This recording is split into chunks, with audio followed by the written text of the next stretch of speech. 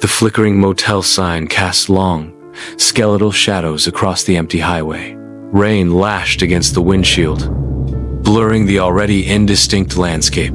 I checked my watch. 3:17 a.m. Another late-night delivery. Another desolate stretch of Route 66. Then, I saw it. A figure, hunched and indistinct, near the abandoned gas station ahead. It didn't move as I slowed, just remained there, a dark stain against the even darker night. Curiosity, or perhaps a foolish sense of bravado, overcame me. I pulled over. The rain hammered the roof of my truck as I approached cautiously.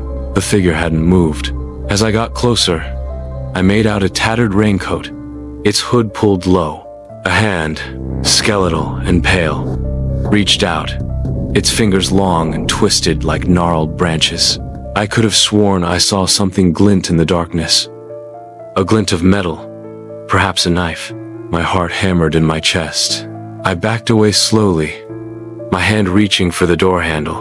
Then, a voice, raspy and weak, broke the silence.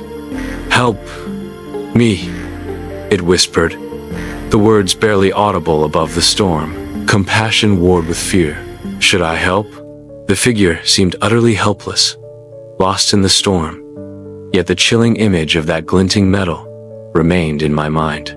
I hesitated, frozen between my better nature and a primal instinct for self-preservation. The rain continued, washing away any hope of clear visibility.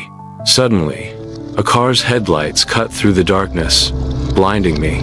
The car screeched to a halt beside the figure. Two men emerged, their faces obscured by the shadows and the downpour. They didn't seem concerned about the figure's plight. They looked at me, their eyes cold and calculating. One of them casually produced a length of rope. My blood ran cold. It wasn't help the figure needed. It was something far, far worse. I slammed my truck into gear and sped away. The image of that pale hand and the glinting metal seared into my memory. I never looked back. I still haven't. And I'll never take another late-night delivery on Route 66 again.